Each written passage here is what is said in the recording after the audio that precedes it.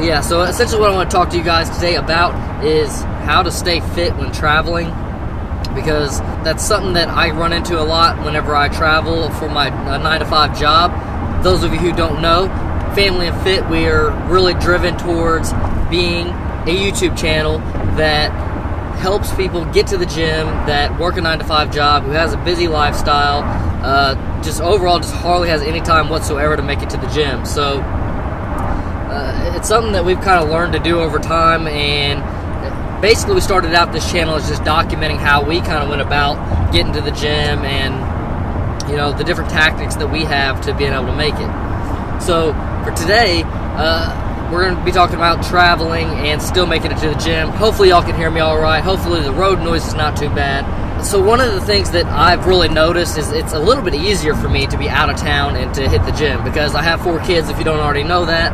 And when you have 4 kids, leaving them at home, leaving your wife at home, your fiance, whoever it is, your girlfriend, leaving them at home is just very difficult to do. It's one of the tactics that we do sometimes, but it's just not very pleasing. It just don't feel right. You go to the gym and you feel kind of like a little bit depressed leaving them at home. You just don't feel right leaving them at home by themselves while you go out and go to the gym. But sometimes you do what you got to do. So when I go out of town, it's a little bit easier for me. I don't have to worry about trying to leave the kids at the house or anything like that. But the issue that I have is my 9-to-5 job is not a 9-to-5 job. If it was that simple, it'd be way easier for me to be out of town and for me to go to the gym. Generally, my schedule could be anywhere from, it's going to be a 12-hour shift to start off with. It's going to be a 12-hour shift almost always, sometimes 15, 18-hour shifts, depending on what kind of project we got going on. So my workload's super heavy, and it just becomes a lot to balance. It's hard to balance working that many hours and then going to eat, taking a shower, and doing all the stuff that you still need to do to get through your day, hitting up laundry. So generally, I don't really set a schedule of when I'm going to go to the gym. That's the first thing that I do, is if I try to set a schedule of when I'm going to the gym, it just don't work out right. If I always try to go in the evenings, I'll end up being too tired, not want to go, and then my workouts will suck. Or if I try to go in the mornings, a lot of times I won't wake up. So I don't really set a set schedule. I work out whenever it just seems to be most convenient, and I just don't allow myself to go too many days without going to the gym. So if I happen to go, like, after the 3rd day of not going to the gym, I go to the gym no matter what, no matter how tired I am. And I've actually became really dependent on energy supplements, and that's just because I've been utilizing them as like my false energy to get me motivated enough to go to the gym. And I actually been consuming them so many times that I had to cut back because I got to the point where they're ineffective. Like, I could feel my heart racing, and I could feel like I definitely had all this caffeine in me. I was all tweaked up, but I didn't get that mental energy of feeling like, yeah, I'm ready to go to the gym. I still felt like, even though I was so pumped up on caffeine, and I could just feel it like running through my body. After a certain point of tiredness, it don't matter what you consume, it's not going to give you the mental high to be able to get you to motivate yourself to go to the gym. So that's when sheer willpower comes in. You just have to force yourself to do it, essentially. And after 3 days, I'll definitely force myself no matter what. I generally try to go every day, and I really like that. And what I've been doing a lot here lately for myself is I've been hitting up a full body routine.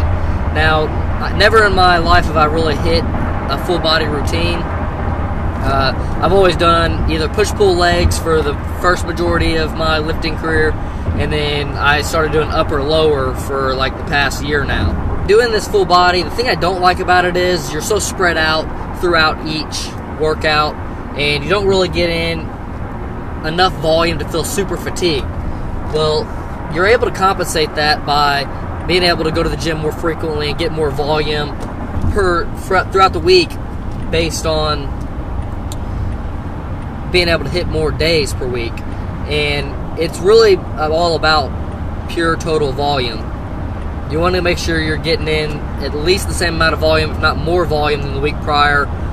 That's the main thing when it comes to like progressive overload, as you hear people talk about, is you want to be getting in more volume every week, whether you're increasing your weight, whether you're increasing your reps, whether you're increasing your sets, or you're increasing your days per week that you're going.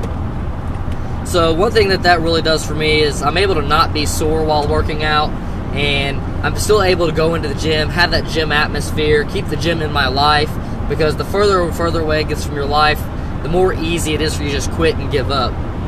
Now, I made it a must. That's one of the things that I did whenever I first started working out, is I made it a must to never quit going to the gym.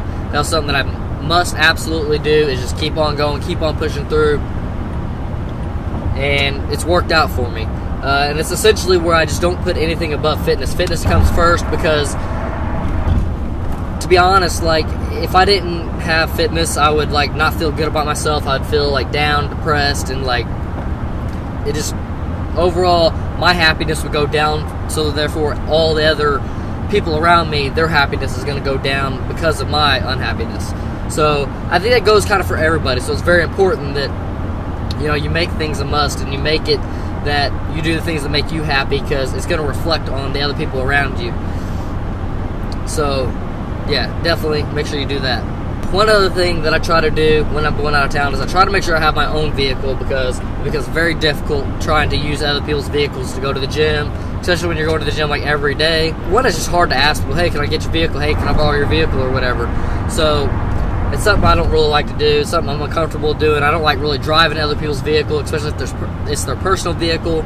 Company vehicle, I don't really mind near as much, but I just try to stay away from that. So I feel a lot more comfortable. I'm a lot more likely to be hitting up the gym more often if I have a vehicle. Plus, I can go in the morning, the night. I can decide to not go to dinner with everybody and just go to the gym first and then go to dinner later and just do dinner by myself. You know, some of that sucks, and sometimes I don't really mind it. I kind of like going off on my own and just hitting up my gym sessions and getting those knocked out, because I feel a lot better getting my gym session knocked out and having to eat alone than postponing my gym session till later in the evening and going to eat dinner with everybody.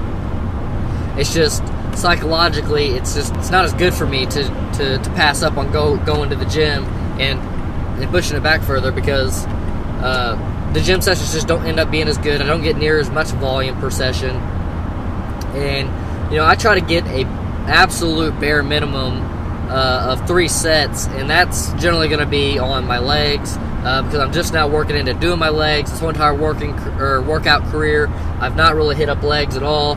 I've mainly done nothing but upper body, but I'm starting to take legs a lot more seriously.